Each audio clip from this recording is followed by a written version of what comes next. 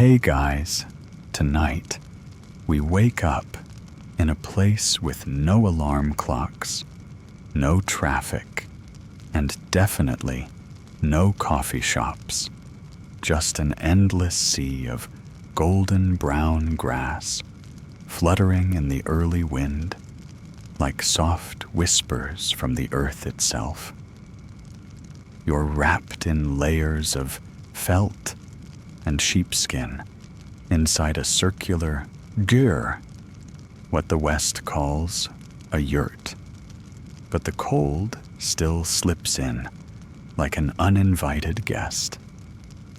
The fire in the center crackles faintly, its thin smoke curling up through a hole in the ceiling, trying to beat the chill. Your nose is the first to complain. It's red a little numb and tells you in no uncertain terms that it's barely above freezing. The only warmth comes from the embers, your sheepskin blanket, and the steaming breath of the shaggy dog curled beside you. And that right there is your reality, because tonight we're spending a morning with Mongol Nomads and your cozy duvet at home. It wouldn't survive 5 minutes out here, so before you get comfortable, take a moment to like the video and subscribe, but only if you genuinely enjoy what I do here. And let me know in the comments where you're tuning in from and what time it is for you. It's always fascinating to see who's listening across the globe. Now dim the lights, maybe turn on a fan for that soft background hum, and let's ease into tonight's journey together. The first thing you hear is rustling, then a scrape, then a quiet cough. Mongol mornings start early, mostly because the animals demand it. Your host, a weathered man in his 60s, with hands like dried leather, is already feeding the fire. He nods to you says nothing and offers you a shallow wooden bowl. Steam rises from it, lazily curling like invisible fingers. It's milk. Not from a cow, not even from a goat.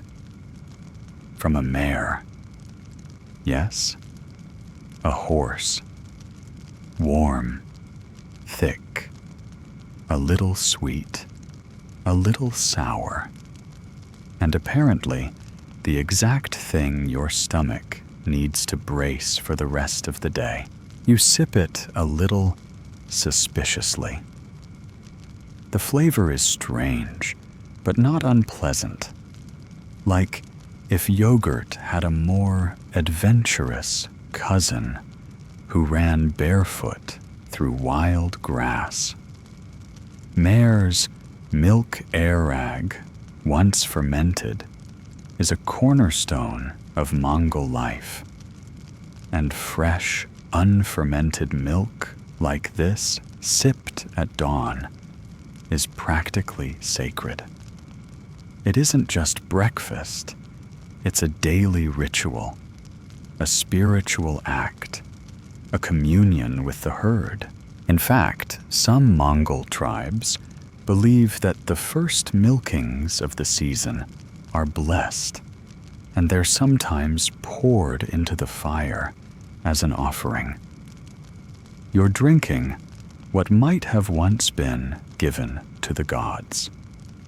Historians still argue whether this early morning milk drinking was a ritual first and a nutritional choice second, or the other way around.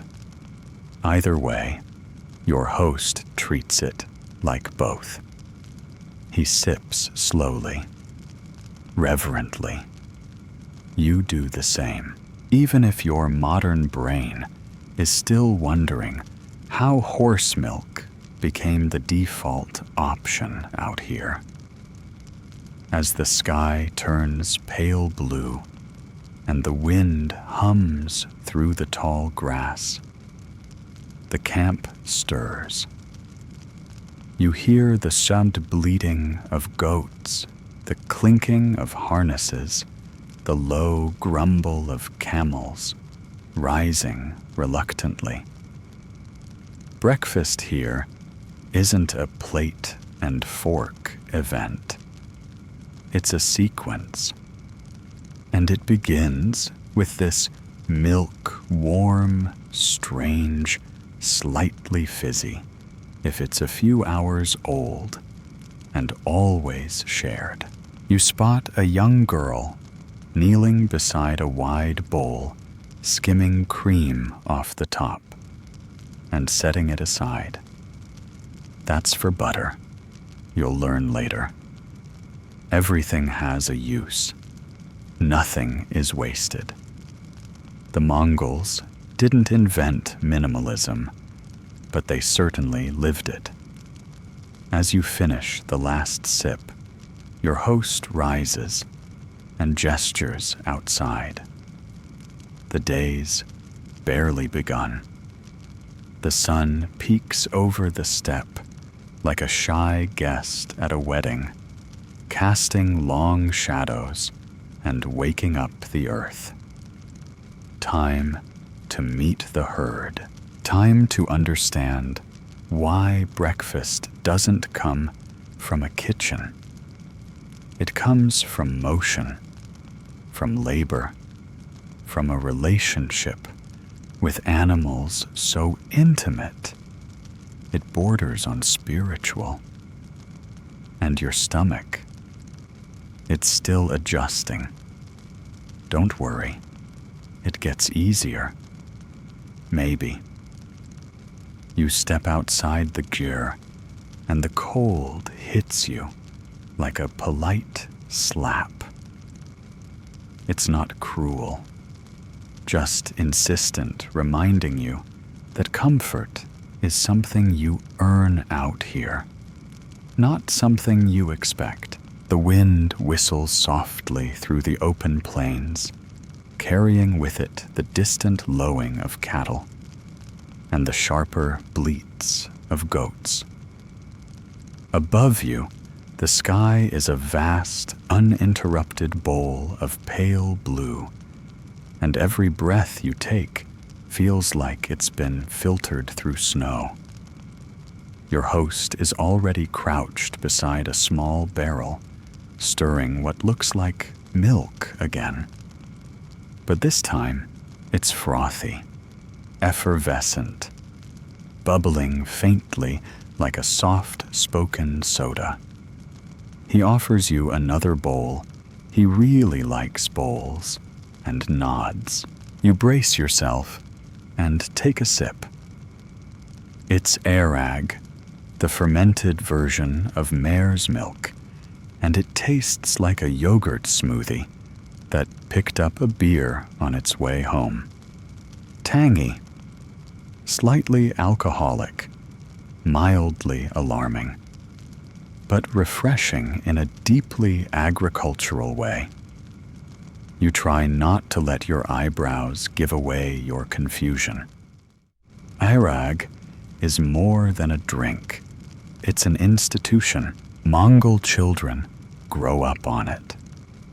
Elders praise its health benefits, and warriors have marched across continents with its tang still on their breath. It's traditionally made by pouring fresh mare's milk into a leather sack, sometimes even a repurposed stomach, and stirring it vigorously, sometimes for hours. Fermentation begins naturally aided by bacteria air and the occasional family heirloom ladle. Your host hands the stirring job to a teenage boy who uses a wooden stick with practiced swings like he's rowing through cream.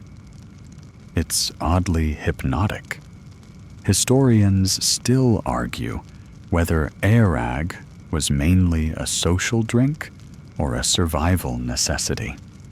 After all, it's packed with nutrients easier to digest than raw milk and doesn't spoil quickly in cool weather.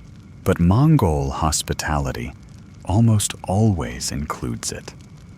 And it's not uncommon to drink a bowl at every visit. To turn it down is to turn down the family itself. So here you are on your second bowl of the morning, lightly buzzed on fermented horse milk before the sun has fully cleared the horizon.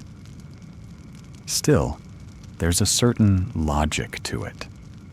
The Mongol diet was dictated by mobility. No bread ovens, no slow stews simmering all day. You ate what you could carry, herd, or ferment. Dairy was everywhere, from yogurt-like terag to dried cheese curds and clarified butter. And milk from horses wasn't just tolerated, it was treasured. As the camp gets busier, women begin milking the animals. Horses, goats, yaks, even sheep. The air smells of grass smoke, wool, and something faintly sour, probably your breakfast. Children run past you barefoot, somehow unbothered by the cold. One of them offers you a chunk of something pale and firm, wrapped in cloth. You accept. You chew. You regret. It's arul, a dried curd cheese that could double as construction material. It crumbles if you really try, but mostly it just lodges itself behind your molars and dares you to pretend you're enjoying it. Mongol children eat it like candy. Your host chuckles at your slow, skeptical chewing. Good teeth, he says, tapping his own. But you persist, because this is breakfast. This is what sustained riders who once held the largest contiguous empire in history. Not croissants, not bacon, fermented milk, and rock-hard cheese. And apparently, it worked. You find a seat on an upturned saddle and sip the rest of your airag slowly. A dog slinks by and licks a bit of foam from the rim of your bowl. No one minds. This is a communal life. No walls, no waste. Even your discomfort becomes part of the ritual. You lean back. The wind quiets. The smell of fresh dung fires drifts in from a nearby pen, mingling with the sour milk on your breath. Somehow, it's not unpleasant. Somehow, it all fits. Welcome to your second Mongol breakfast. The first was warm and soft. This one, it fights back. A crack echoes through the camp, like someone snapping a frozen branch, but it's just a stone being tossed into a leather pot. You follow the sound, intrigued, until you reach a small cluster of people gathered around what looks like a cooking pouch strung up over a tripod. No iron cauldron, no clay pot, just leather fire and hot rocks. Your host gestures you over. He's holding a pair of thick wooden tongs and another small stone, still glowing faintly from the embers. With practiced care, he plops it into the pouch, and the contents inside let out a gurgling hiss. It smells like brethay and beef, and something vaguely earthy, like rain hitting dry soil. This is stone-boiled soup, and it's breakfast number 3. You crouch beside him, eyes stinging from the smoke and the heat rising from the makeshift cauldron. Inside the leather pouch, goat meat and water simmer around the hot stones, which lose their heat gradually and are swapped out as needed. No metal cookware required. No convenience either.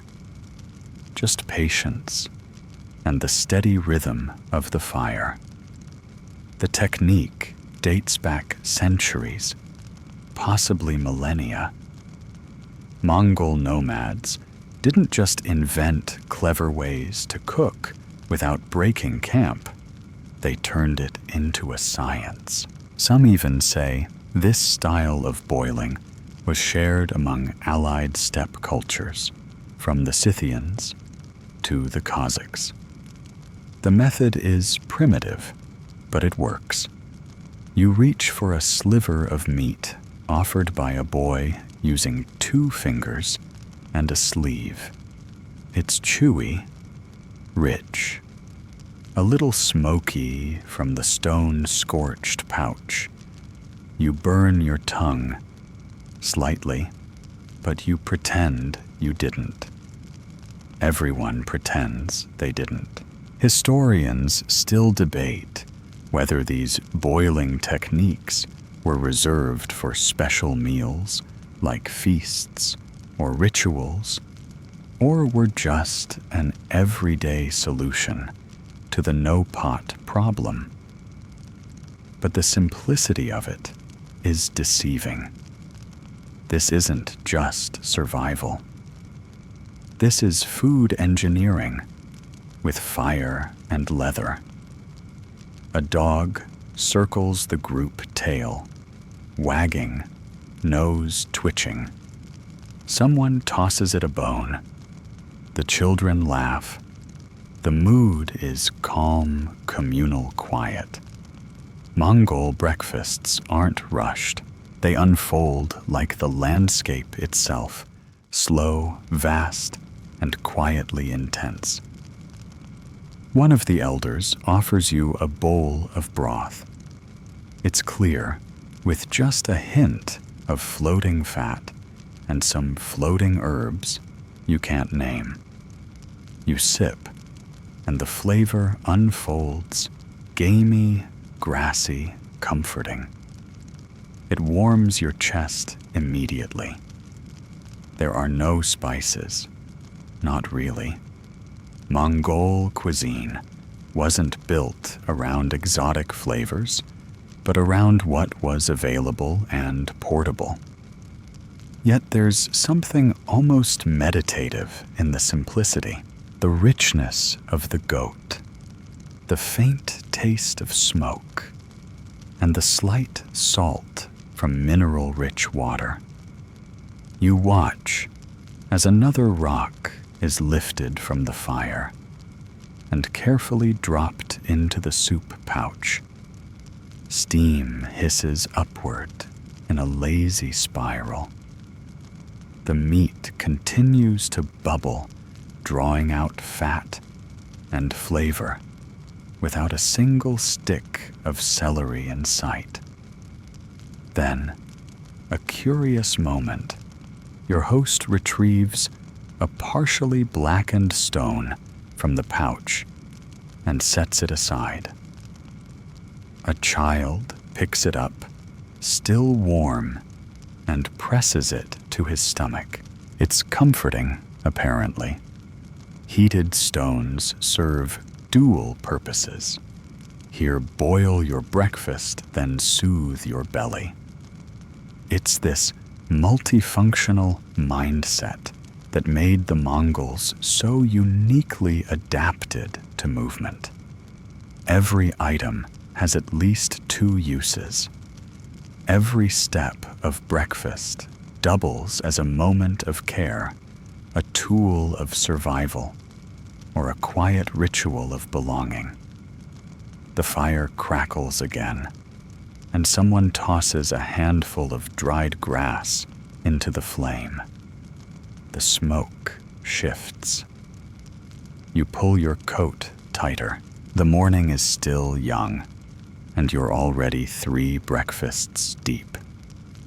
But it's not about indulgence. It's about cycles. Eat, ride, fight, eat again. And when your kitchen moves with you, you adapt stone by stone, sip by sip.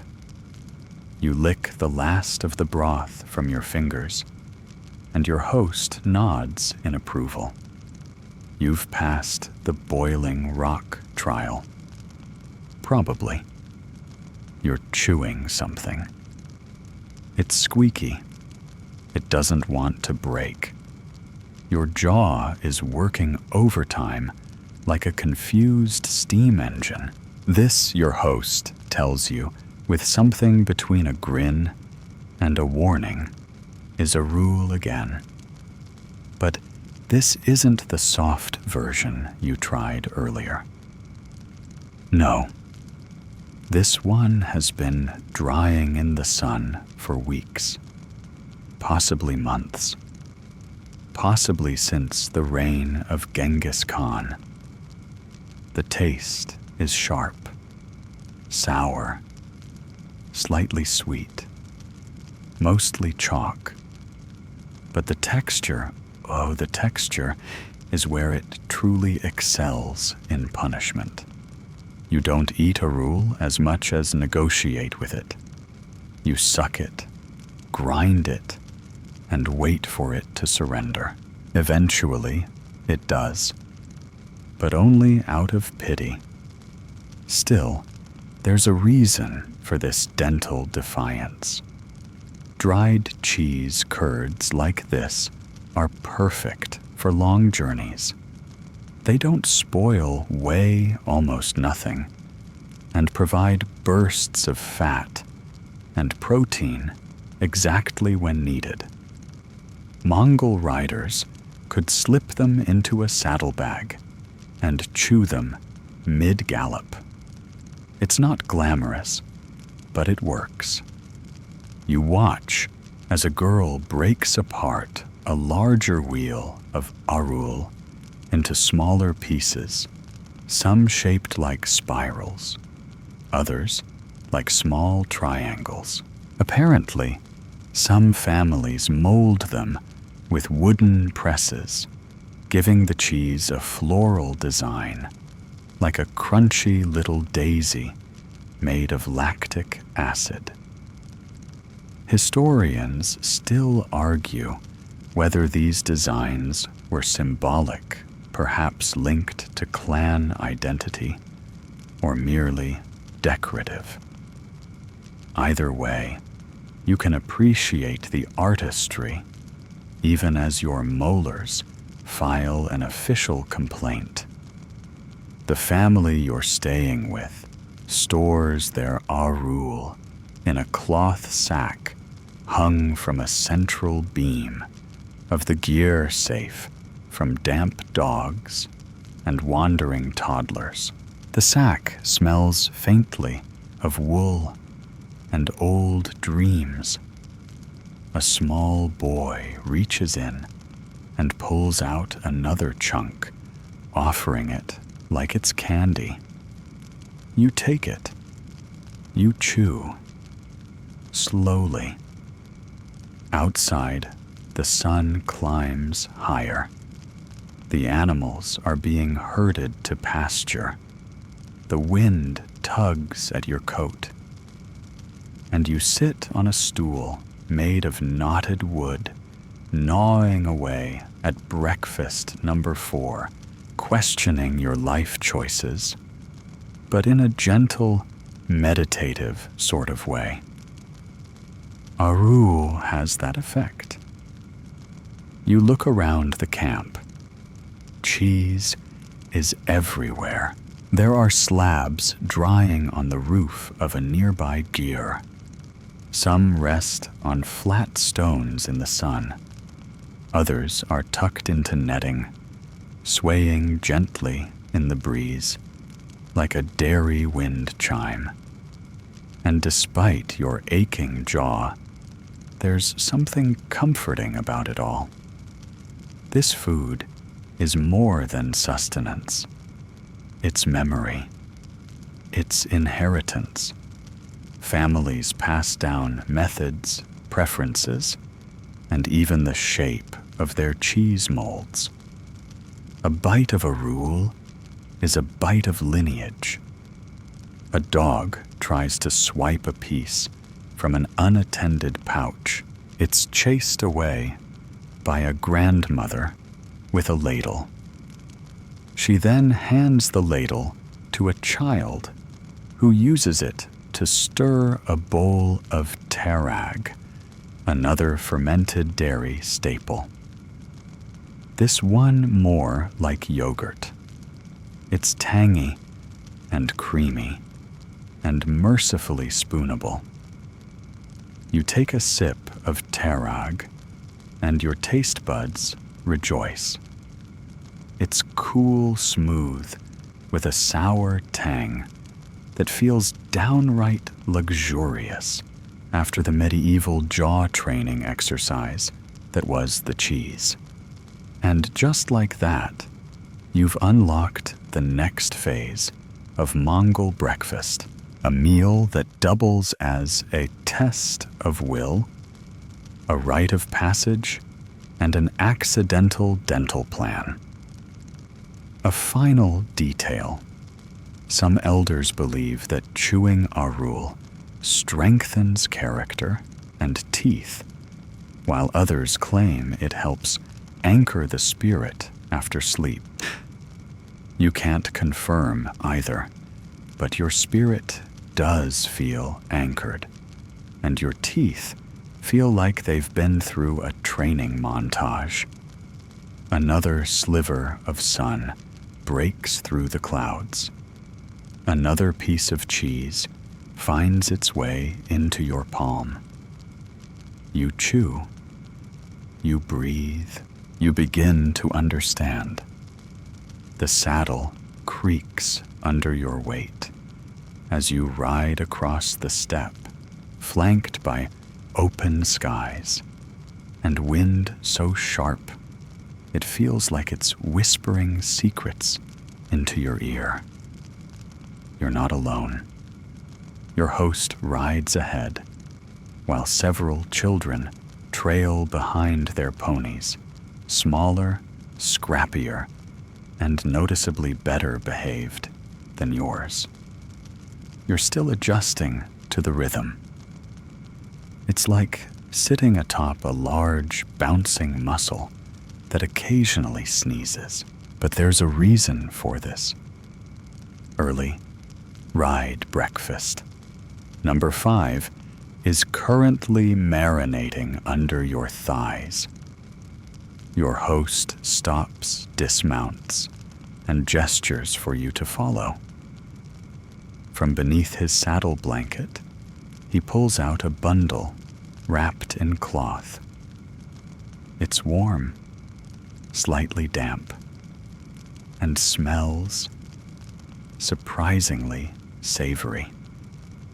With a practiced flick, he unwraps it, revealing thin strips of dried meat, now soft from the warmth and pressure of the ride.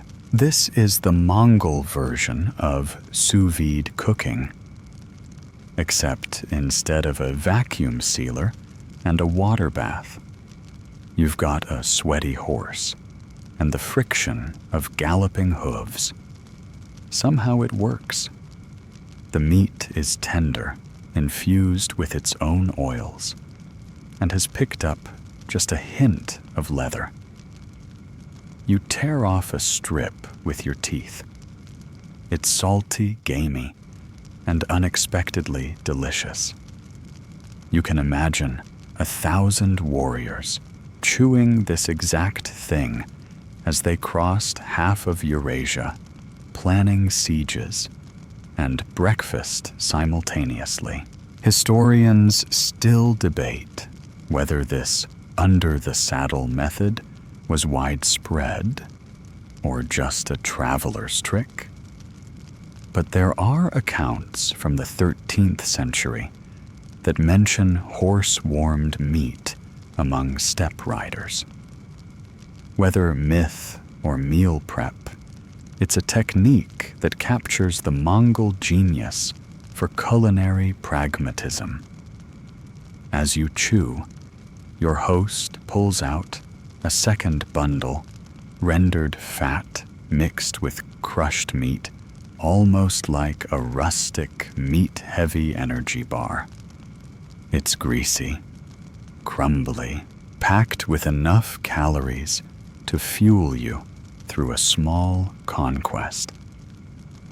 He smears some on dried bread, the thickness of a sandal. You follow his lead. There's a silence between bites, filled only by the wind, the snort of horses, and the occasional crunch of a jaw, determined to make the best of chewy, centuries-old tradition. You watch as the children break off pieces and feed their ponies, who seem to enjoy the gesture more than the food. This breakfast isn't just for sustenance. It's a moment of bonding between riders and their animals.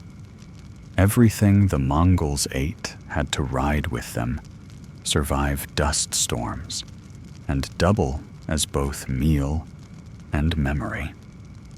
You glance at your own pony, who has been suspiciously eyeing your meat. You toss him a dried root instead. He's not impressed. Back in the saddle, your legs protest slightly. Riding with a meat packet between your thighs is not what they cover in yoga class, but there's something oddly empowering about it. You've participated in a culinary ritual unchanged by modernity. No plastic wrappers, no preservatives, just heat motion and a shared sense of practicality. The wind shifts. The herd is moving again. You tuck the remaining meat back under your saddle blanket. It'll stay warm there, maybe even taste better by lunch. You ride on, chewing thoughtfully, the sun now high and bold above you. This isn't just breakfast. It's breakfast in motion, wrapped in wool and tempered by the tempo of hooves. You begin to realize something. Nothing is wasted, not even warmth from your own body. And somehow, the idea of meat, tenderized by a morning ride, doesn't sound so strange anymore. It's just Mongol. Back at camp, your legs are jelly, your hips resentful, and your stomach somehow still curious. You've had milk broth, cheese meat, cooked by pony friction, and now it seems it's time for something fizzy sour and mildly intoxicating. Again, your host hands you another bowl. It froths a little, smells a little like cider, left out too long, tastes like a sparkling yogurt that has recently fought with a lemon. Yes, it's Arag again, except this batch is stronger, tangier, and feels like it could start a small fire if poured too aggressively. You're starting to understand why fermented mare's milk is the social glue of the steppe. It's served at greetings, farewells, ceremonies, births, weddings, and yes, breakfast. Always breakfast. This batch has been fermenting in a well-used leather bag called a cocour, strung up on a wooden tripod and stirred dozens, if not hundreds of times with a long paddle. You take a peek inside and see the off-white liquid bubbling faintly, almost alive. In a way it is. A grandmother swirls the bag lazily with one arm while scolding a child for trying to dunk his hands in it. She offers you a chunk of bread to dip. You oblige. It absorbs the sourness like a sponge absorbing sass. It's good. Sort of. You ask what happens to the milk when it goes bad, if such a thing is even possible. Your host shrugs. No bad milk, just different milk, he says, and gestures to a smaller bowl set aside. This one is yellowed, thicker, and smells like regret. You decline with a respectful smile. Still, fermentation wasn't just a taste preference. It was a necessity. The steppe's climate, with its hot summers and freezing winters, made long-term storage of raw milk difficult. Fermenting it not only preserved it, but added probiotics and a mild buzz that made mornings more tolerable. Historians still argue whether the buzz was intentional or just a happy accident of nomadic life. But with alcohol content hovering around 2 to 3%, airag could take the edge off a harsh wind, a sore saddle, or even a disappointing stew. You finish your bowl and feel lighter, or floatier, or possibly just mildly confused. It's hard to tell anymore. One thing is clear. Your stomach, trained on cereal and toast, is now a fearless explorer of dairy frontiers. Beside the fire, someone is making kailmag, a type of clotted cream made by slowly heating milk until the fat separates and browns. The smell is rich, caramelized buttery. You stare at it like a child at a bakery window. Your host scoops some into a wooden dish and hands it over. It's warm, silky, and tastes like browned butter. Had a moment of personal growth. You spoon it slowly, repeatedly, and for a fleeting second, you forget you're on a vast, wind-lashed plain, wearing 5 layers of wool, with goat hair on your socks. This is comfort food, Mongol style. No cinnamon, no maple syrup, just fat fire and time. A toddler toddles past with a leather cup sloshing airag, dangerously close to the edge. no one stops him. In fact, he takes a sip. You raise an eyebrow. Your host shrugs again. "Strong bones," he says. You laugh a little woozy, a little full, and very aware that Mongol breakfasts are a full-body experience. They don't just fill your belly. They test your teeth, challenge your palate, and possibly rewrite your understanding of what a drinkable dairy should be. The sun creeps higher. The wind smells faintly of grass, wool, and distant horses.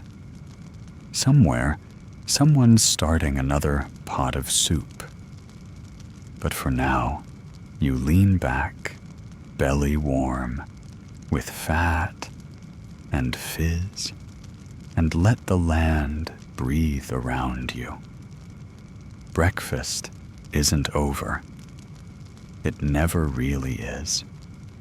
A few hours have passed, and while you thought the morning meals might be over, your host waves you over to something dangling from a tree branch like a forgotten holiday ornament. It's wool-wrapped roundish, and frankly, it looks more like a makeshift talisman than food. He carefully unties it and peels back the layers to reveal butter. Pale, yellow, soft, but dense shaped, roughly by hand, and aged like something both holy and slightly dangerous. He cuts you a sliver with the tip of a wooden spoon and hands it over without ceremony. It melts on your tongue almost immediately, rich, slightly sour, and tasting faintly of whatever breeze happened to pass through it during storage.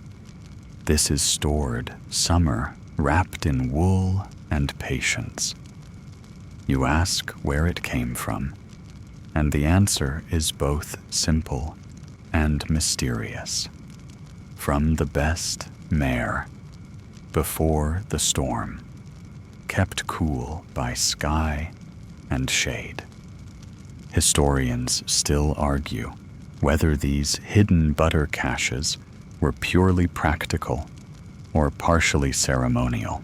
Some accounts suggest they were offerings to spirits or reserves for honored guests. Others say they were just a smart way to make the most of surplus cream during peak milking season. Either way, there's something sacred in the act of unwrapping it. Everyone watches, everyone tastes. Even the dogs gather expectant. A sliver is placed on a flat stone for the spirits, no words, just respect. Then everyone else digs in butter. In Mongol culture, isn't just spread on bread. It's medicine, energy blessing, and breakfast in one. Mixed into hot tea, rubbed on skin to fight the wind, even used to polish boots. This little lump of dairy moonshine does it all. You sip a steaming cup of sute tsai, salted milk tea, with a spoonful of the butter stirred in.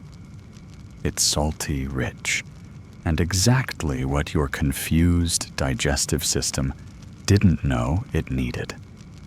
Somehow, it's both soothing and invigorating, like a dairy-based motivational speech.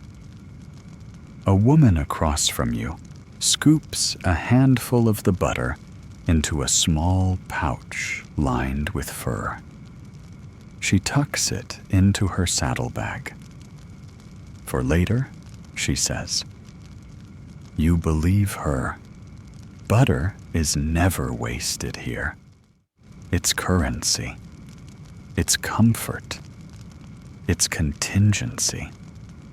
You wonder if modern refrigerators have made us lazy, disconnected from the dance between food season and survival.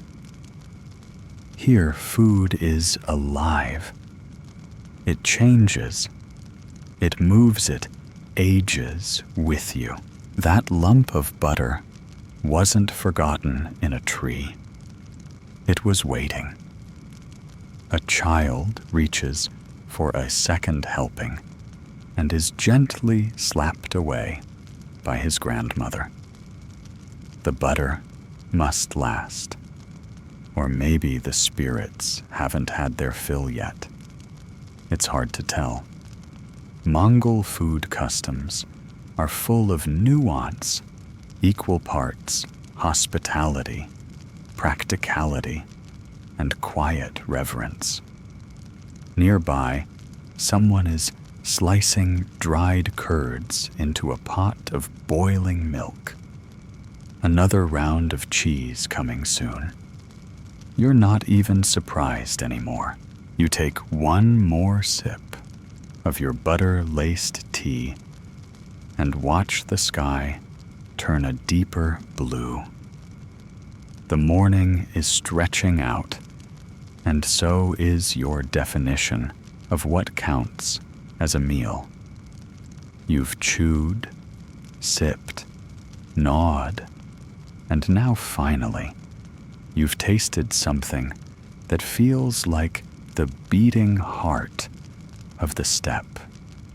Stored, shared, softened by time and memory. You wonder how much butter you've consumed in the past 3 hours. Then you decide not to wonder.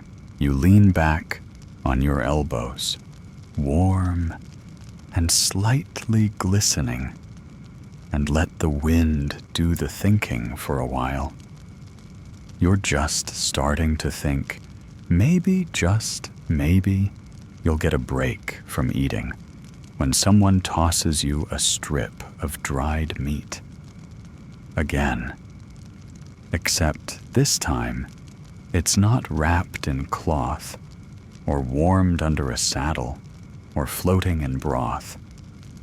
It's cold, brittle, and about to be breakfast during battle prep. Your host tightens the saddle on his pony with quick, practiced motions. Nearby, a group of men are checking arrows, adjusting harnesses, and muttering about wind direction. No one smiling. This isn't war. It's a raid rehearsal, a mock training exercise. Mongol families still practice to maintain tradition and teach the young. But even here, perhaps especially here, food shows up first. You chew the meat. It's dense, salty, and made from goat, judging by the flavor. Or possibly wild sheep. Or possibly something else. You've stopped asking. It's not chewy so much as stubborn, like jerky that resents being eaten. Still, it does the job. No one cooks before a raid. There's no time. Instead, you eat what was dried and packed the week before. Meat cured with salt and smoke from dung fires, which you now recognize as the ever-present seasoning of the steppe. Your host explains that real raids could last days with no campfires, no time to rest, and certainly no soup pouches hanging over open flames. Breakfast in those times meant a handful of dried fat, a chunk of curd, and maybe a skin of airag, which you're starting to think was as much for courage as for calories.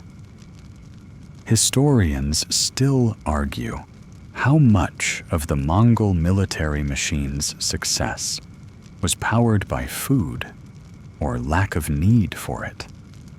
Their minimal diet, low-maintenance rations, and near-complete reliance on livestock meant they could travel farther, faster, and hungrier than anyone else. And here you are, halfway through a strip of smoke-cured mutton, watching teenagers practice archery from horseback while casually gnawing on breakfast. A boy, maybe 12, gallops past with a bow in one hand and dried cheese in the other. He lets out a whoop and looses an arrow into a straw dummy. The arrow thunks. The cheese crumbles. You feel both impressed and slightly underqualified. The women, meanwhile, aren't idle. One sharp-eyed elder is overseeing meat drying on a lattice rack, flipping strips of goat belly so they cure evenly. Another stirs something thick and gray in a pot. You're told it's bortsog dough fried bread, sometimes served with meat or honey. But not today. Today is all about preserved energy food, the Mongol version of combat rations. You're handed a pouch of something crumbly. Inside, rendered tallow mixed with pinched flour and a few pine nuts. It's barely flavored, barely solid, and completely effective. It sticks to your ribs. It's like eating insulation. But you don't complain. You're getting used to this. Nearby, your host is sharpening a knife while eating a piece of buttered flatbread, again cold and dry, but dense enough to double as a shield. He gestures to the children. They must eat before the wind rises. You realize that meals here are not about variety or comfort. They're about function, fuel, fat, salt, everything that keeps a rider upright for one more hour. Mongol warriors were lean, not because of lack, but because every bite was designed to be burned. And still, there's sharing. Always sharing. A hand always extends toward you with some new item, a smoked bone, a skin of airag, a clump of fat pressed into bread. You accept it all. You chew. You nod.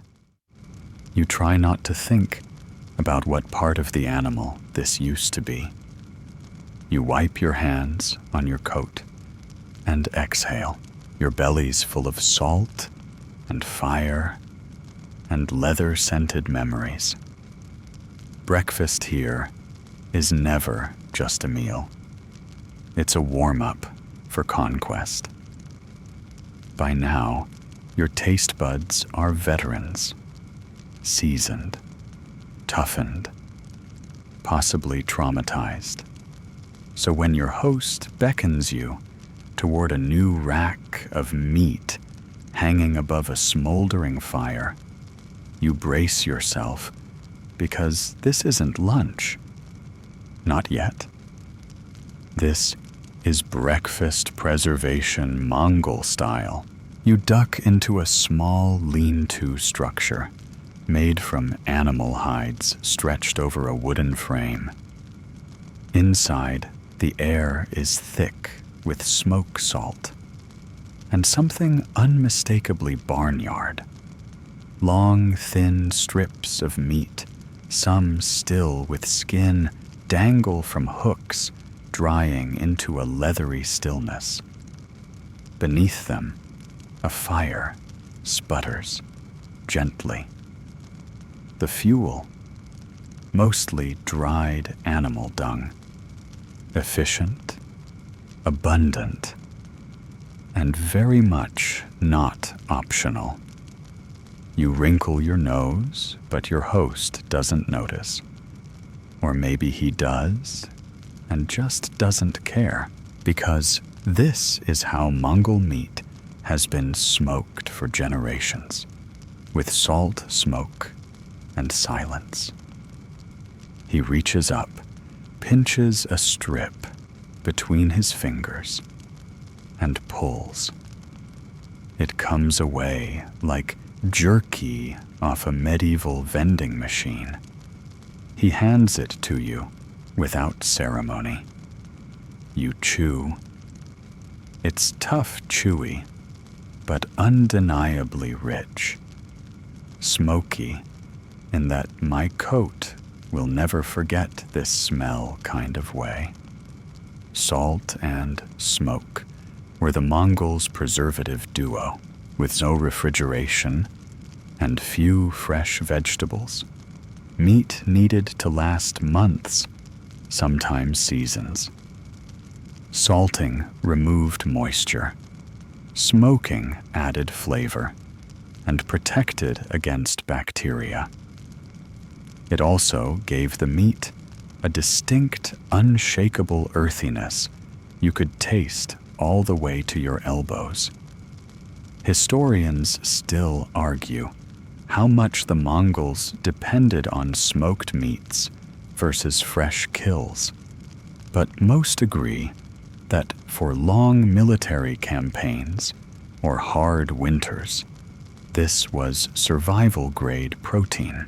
Some texts even describe specific smoking tents used by elite families, complete with dung-fueled ovens and secret spice blends, though spices probably meant a handful of wild onion or whatever was near the goat.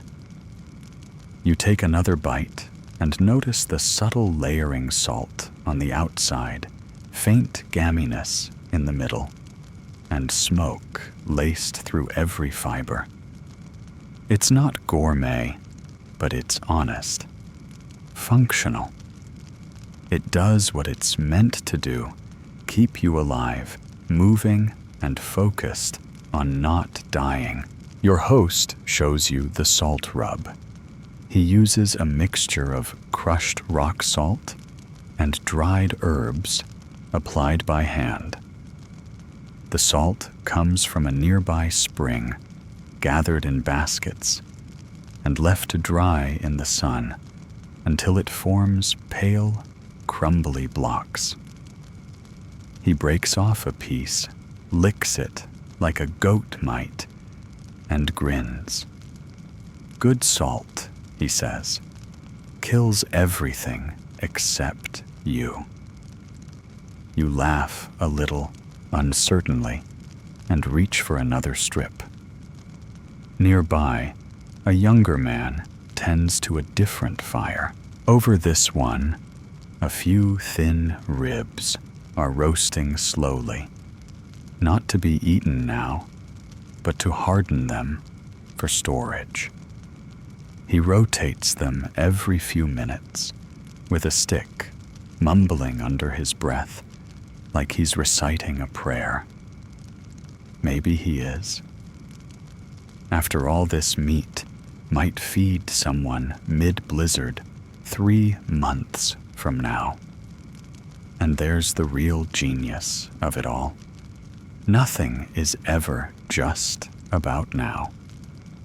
Mongol breakfasts are forward-looking. Every bite, cured or smoked, is a promise to your future self. A calorie waiting in the wings, ready when the grass dies, and the ponies huddle for warmth. You step outside, face warm from the fire, and the sky is now stretching toward midday. You smell like goat smoke. Your hands are greasy, and your heart feels a little heavier in a good way, because you've seen how meat becomes memory, how smoke becomes preservation, and how breakfast isn't just food. It's planning patience and protection. Another bite, another chew, another lesson from the wind-swept kitchens of the steppe. The morning has stretched into something like mid-morning, though time out here is measured less by clocks and more by the way the shadows lean across the grass. And just when you think the pace might slow, your host claps his hands, and the real work begins. It's milking time.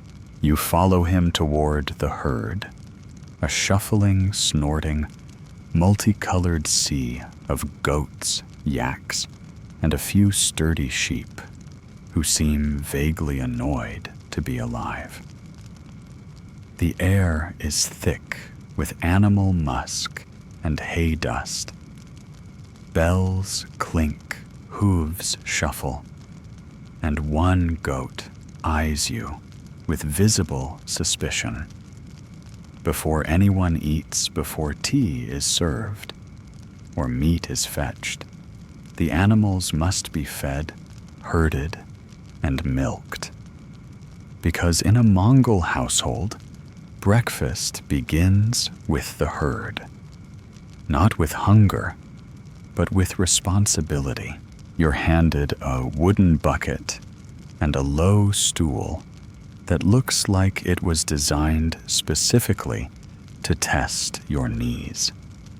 A teenage girl demonstrates kneel brace, grip, squeeze. Milk flows in uneven squirts, hitting the side of the bucket with a soft rhythm, like applause for the competent. You crouch beside a particularly round goat, who immediately kicks at your hand. Your host chuckles, then takes over with practiced ease. The milk is warm, steaming in the cold air. It smells grassy and faintly barn-like. Soon, several buckets sit lined up, foaming faintly. The milk isn't just for drinking. It'll be strained, boiled, stirred, and transformed into a dozen other things: tarag, butter, clotted cream, arag, and something unpronounceable that your host says fixes backaches. You're starting to suspect there's a dairy cure for everything. Historians still argue whether livestock were treated primarily as economic resources or family members. But watching the way your host mutters gently to each animal, it's clear there's a bond here. The goats know him.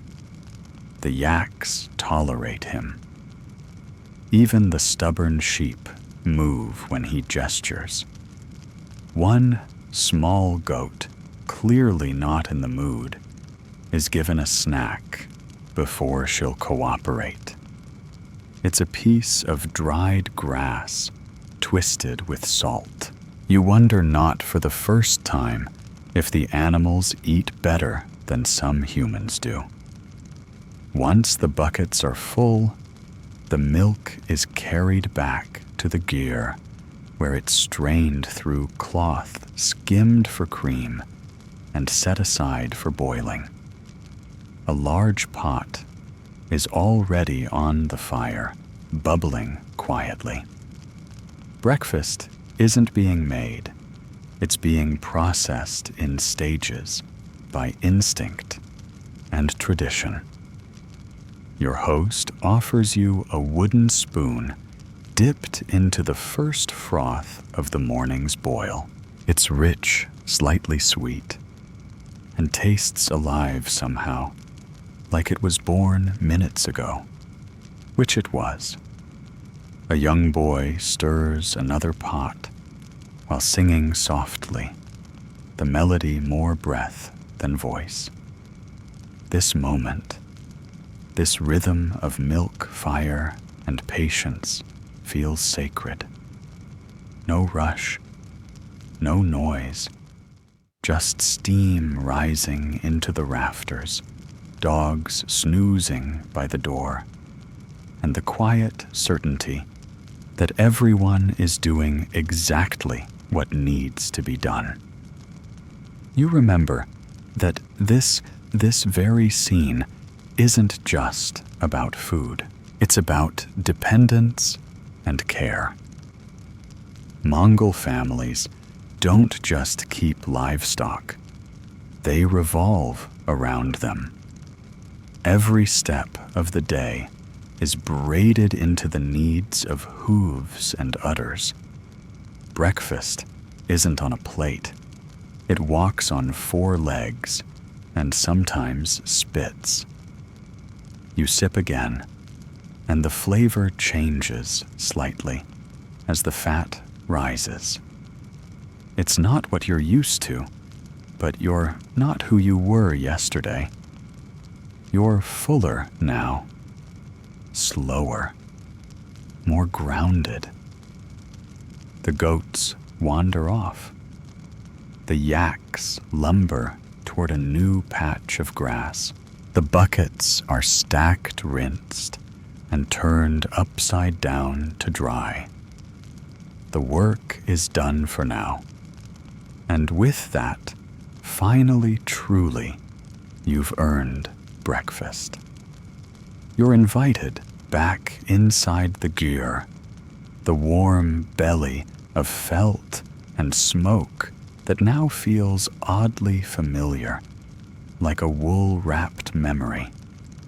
The wind outside presses against the curved walls, but here it's quiet, except for the low bubble of something cooking. Your host ladles it out into a deep bowl and hands it over. It jiggles. It's boiled goat tripe. You try not to blink too fast. The color is pale, the texture somewhere between rubber glove and wet parchment, and it smells, well, earthy. Not unpleasant, just committed. You take a cautious bite. It's chewy, like memory foam with ambitions. There's a faint richness, the kind that sticks to the back of your tongue like a secret. This, he tells you, is a special breakfast for guests. You nod slowly, honored, humbled, slightly confused.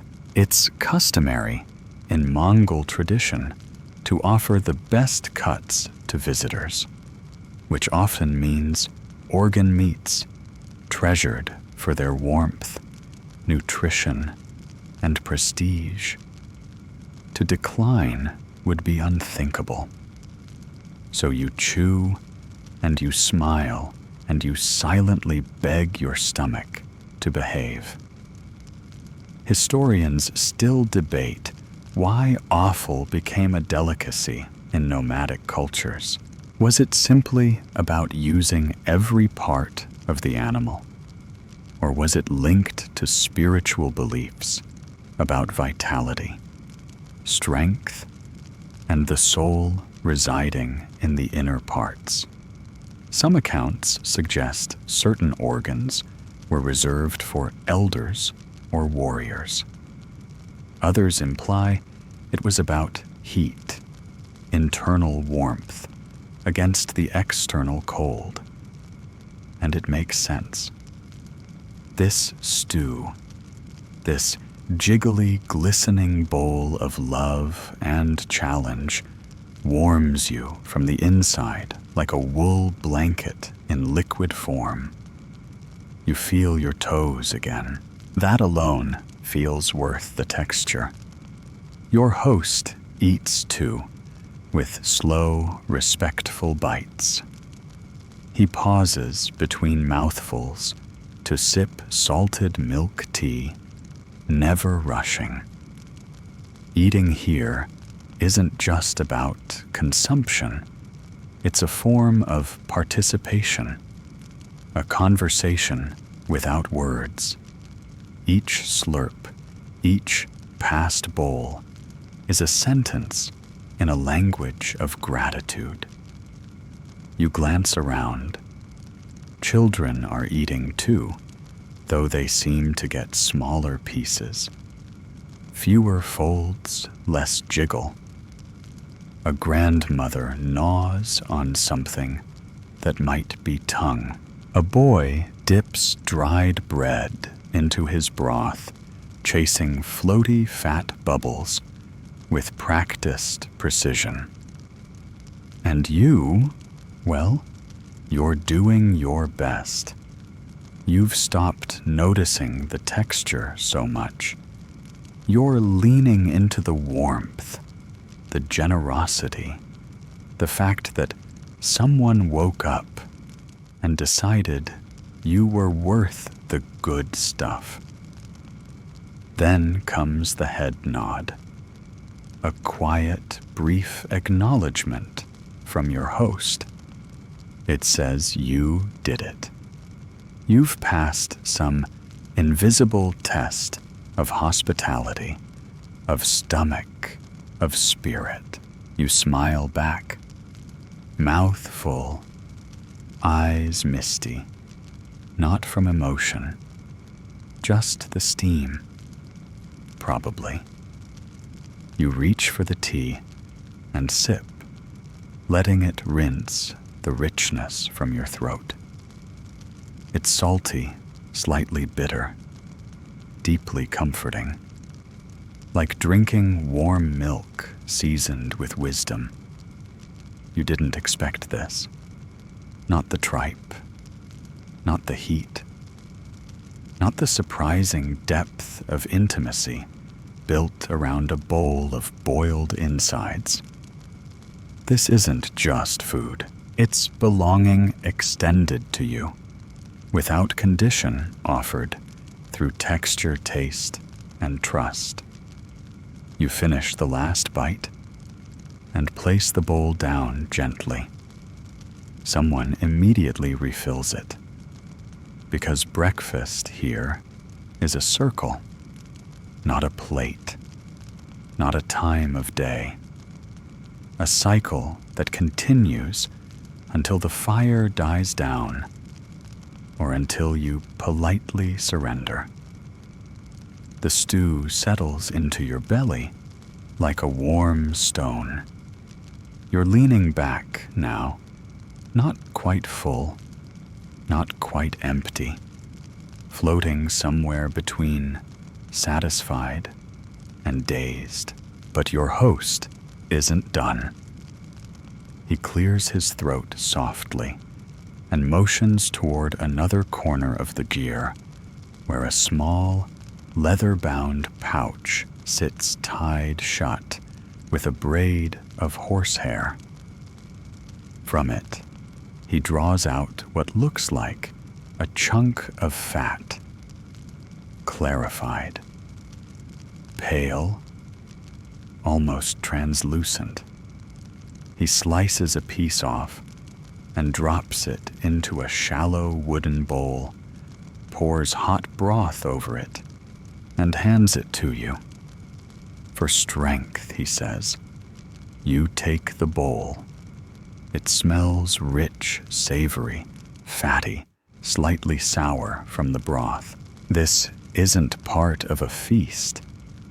This is Mongol medicine. You sip carefully, and the melted fat coats your mouth like silk. It's strange, comforting, and slightly terrifying. You can feel it lining your ribs like armor. The family matriarch joins you and explains in slow, deliberate phrases that this is how they treat illness, tiredness, cold bones, and sadness. Broth with goat fat, or broth with mare's milk, or butter rubbed on sore muscles. Sometimes just drinking hot tarag until the world rights itself. Historians still debate how much of Mongol medicinal knowledge was practical versus spiritual. Some claim they believed in the balancing of hot and cold foods borrowed from Chinese medical thought. Others argue it was all based on observation trial and shared generational wisdom. You'd argue it just works. You feel better already. Or at least slower, softer, more insulated. The wind outside howls, but you no longer care. A boy sneezes. His grandmother hands him a lump of dried cheese and tells him to chew it slowly. You're not sure how that helps, but no one questions her. Cheese cures many things here: hunger, heartbreak, boredom. Your host pulls out a leather pouch of powdered herbs and sprinkles a pinch into a pot of boiling milk. You sniff. It's grassy, bitter, vaguely minty. Stomach tea, he says. You smile and accept a bowl. It's cloudy, slightly sour, but your belly relaxes, like it recognizes something old and true. You've now had at least 6 dairy products, 3 meats, 2 types of fat, and a tea made from something that might be moss. You should be overwhelmed, but you're not. You're grounded, heavy in the good way. There's a rhythm here. Sip, chew, sip again. No rush, no labels, just nourishment. One elder explains through gestures and a translator child that each animal offers medicine. Sheep for calm, horse for power, goat for clarity, yak for endurance. Milk is memory. Fat is protection. Even the act of eating is healing, especially together around fire and felt. You begin to realize that Mongol cuisine, despite its limited ingredients, is expansive in intention. Every bowl passed is a gesture of care. Every ladle dipped is a reassurance. You are not alone. You are fed. You are part of something. The wind rattles the Gur walls like a gentle drum. A dog snores near the door. You sip your final spoonful of broth-fat infusion, and feel the heat spread through your chest and shoulders, like the kind of hug that doesn't need arms. You set the bowl down. Your host nods again, slightly longer this time. Not approval exactly. Recognition. You've shared more than food now. You've shared resilience. You wake from what might have been a nap or a deep dairy trance, and the light inside the gear has shifted. It's thinner now, more golden. A soft glow filters through the felt walls, and for the first time in hours, no one is offering you something to chew. Instead, there's silence. Not the awkward kind, the purposeful kind. The kind that follows full bellies and full hearts. Around you, the family sits cross-legged or reclined slowly, sipping from wooden bowls, occasionally slurping, but mostly just breathing. The clinking of spoons has stopped. The fire crackles quietly. Someone yawns. You sit in stillness, unsure if you're expected to speak or move or just be. Welcome to the Mongol morning lull. It turns out, not all meals are followed by conversation. Some are followed by reflection, or digestion, or both.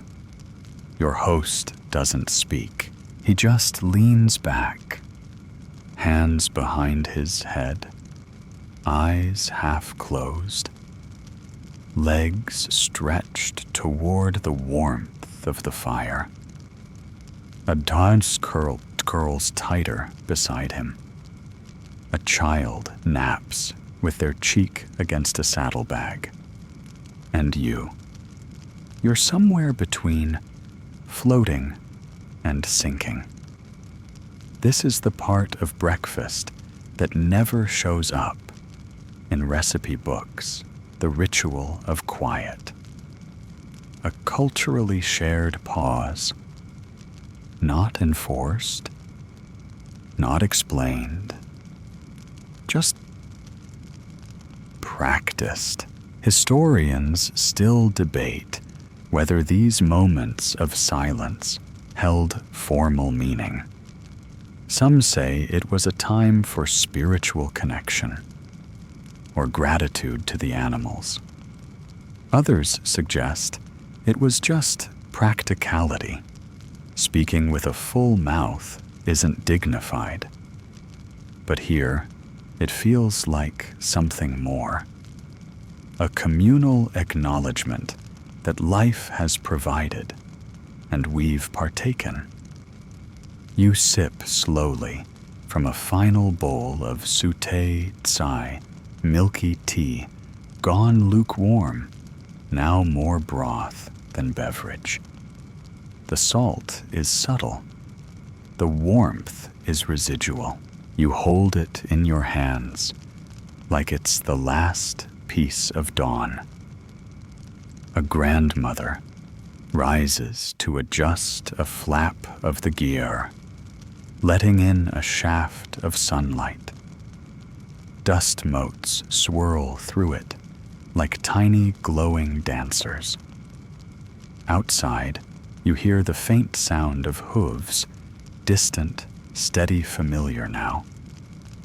One of the older children begins folding blankets and stacking bowls. A cousin starts to polish a saddle. The morning is shifting toward movement again, but no one rushes. The quiet isn't broken, it's just gently set aside. You watch as a small pile of leftover cheese is wrapped in cloth and hung on a hook. Butter is scooped into a leather pouch. Bread crusts are fed to a pair of goats waiting just outside the doorway. Nothing wasted. Nothing hurried. You're offered a final taste, a single dried apricot, wrinkled but sweet. It's the only fruit you've seen all day, and it arrives without fanfare. Just a hand offering a gift that didn't need to exist, but does anyway. You bite.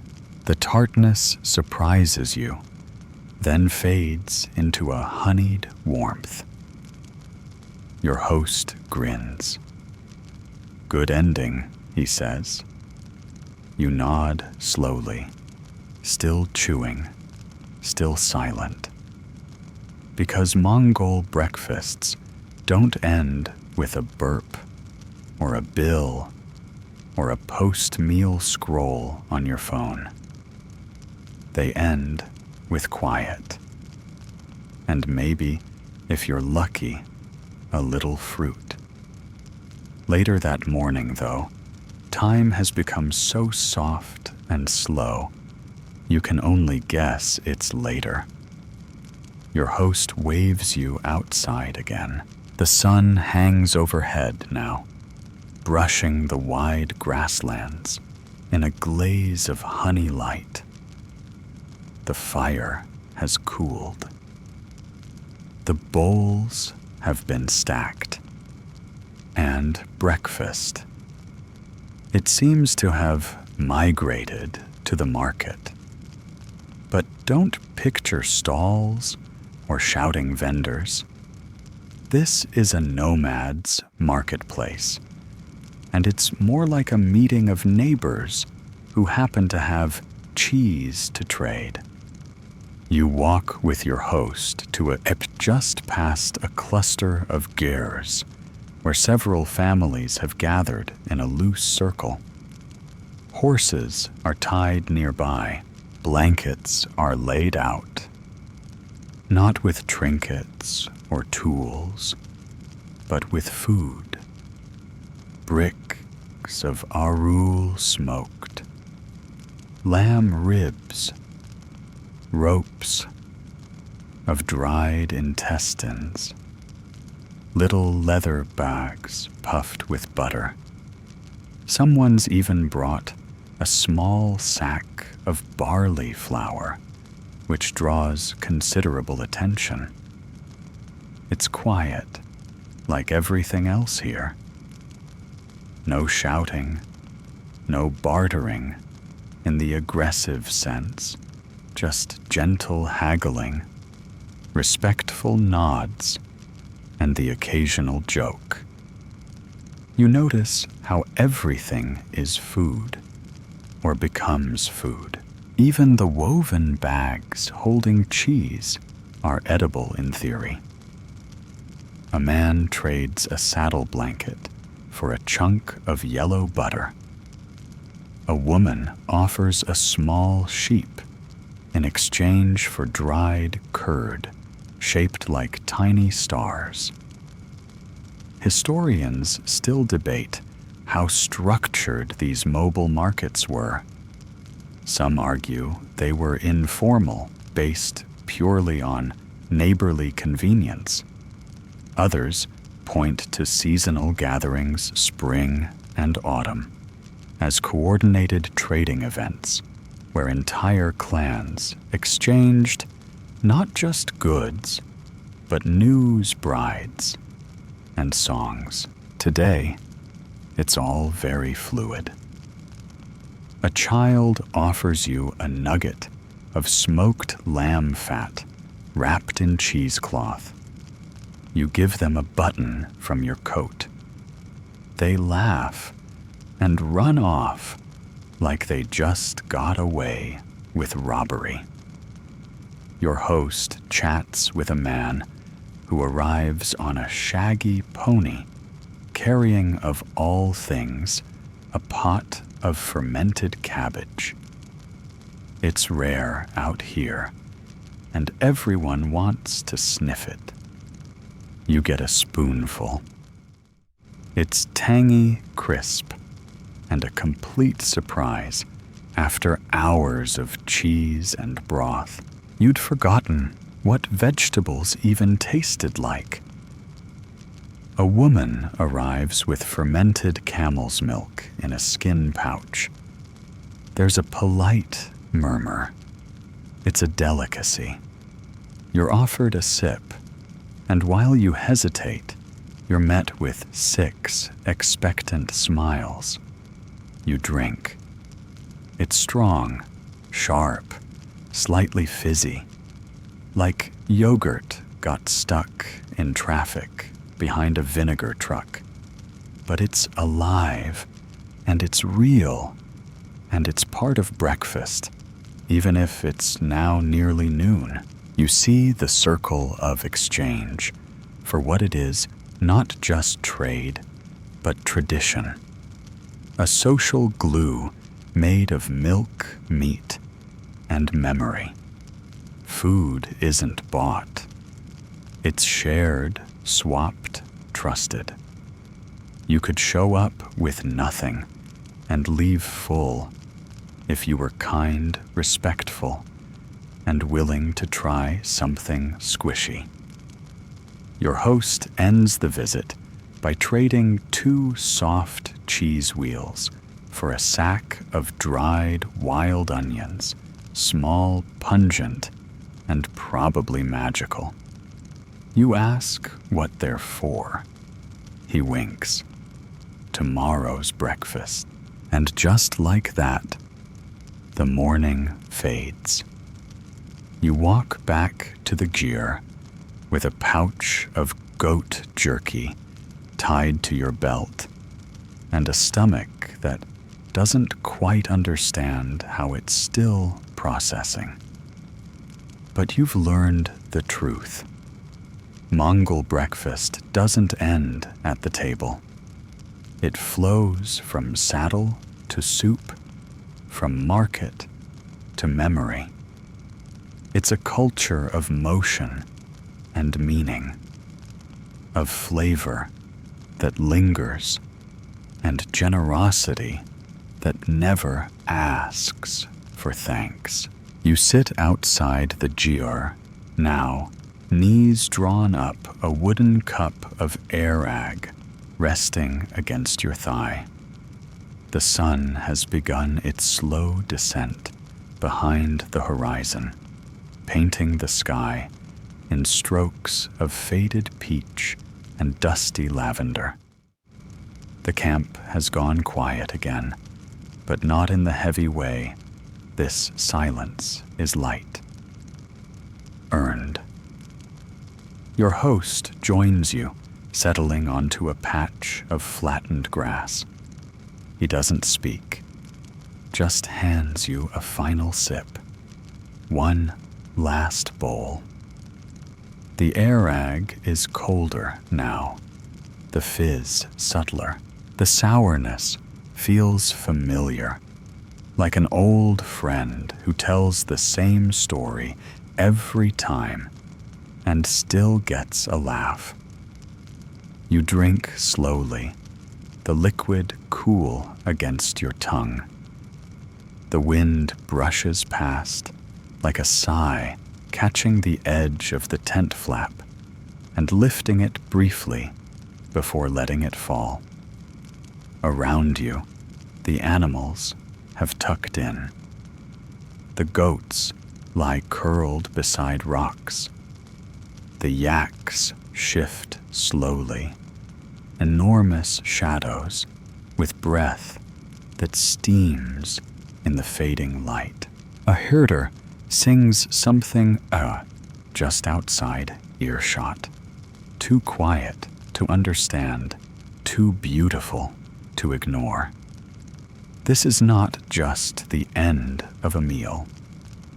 It's the end of a process, one that began with dawn, and fire passed through cheese and bones, and now rests quietly in your chest like a flickering coal. You glance down at your hands, still faintly greasy, faintly smoked, and remember the movements of the morning. The boiling stones, the jangling harnesses, the hard cheese, the buttery tea, the silence that came after. Historians often struggle to capture this part, the after. Not the conquest, not the calories, but the way a people can gather around warmth and sharing around food that was never meant to impress, only to nourish. The way that milk, smoke, and meat become language. You think of the butter hanging from the tree, the pouch of dried onions for tomorrow's breakfast, the boy on horseback munching cheese between arrows. You think of the quiet, not absence, but presence. The final sip is cool and sweet, the fizz barely there. You place the cup down gently, almost ceremonially. Your host rises, brushes his hands on his coat, and walks toward the animals. No words, just rhythm, just continuation, and you full and hollow in the best ways. Lie back in the grass and let the sky settle over you like a soft wool blanket. You've survived Mongol breakfast, not just the food, but the entire ecosystem of warmth. Labor salt, laughter, ceremony, and silence. You've tasted the wind. You've chewed history. You've sipped something close to peace. And now, let's let it fade. So now just lie there a little longer. Let the sky darken as the stars slowly blink into being, distant, patient, and ancient. Just like the people who once lived entirely by their light. Let the grass cradle you, uneven and scratchy, but somehow more comforting than any featherbed. You can still taste the faint tang of milk on your tongue. Feel the lingering warmth of tea and broth inside your chest. Your hands, though clean, still smell just a little like smoke. That's okay. That's part of the memory now. Let your breath slow, matching the rhythm of the steppe, steady, easy, unhurried. Imagine the soft snuffling of goats nearby, the flick of a horse's tail in the distance, the quiet scrape of a spoon in a pot back in the gear. Life continues gently, with or without you awake. You've walked, eaten, worked, and rested with people who speak mostly through action, who value warmth over decoration, function over flourish, and in doing so, you've stepped outside your own pace just long enough to remember that not all things move quickly. Not all nourishment comes with sugar or spice. Sometimes it comes with silence. Sometimes it comes with cheese that squeaks. You're full now, of food, of air, of stillness. close your eyes if you haven't already. Let the steppe fade, and let sleep rise slow and sure like smoke from the morning fire.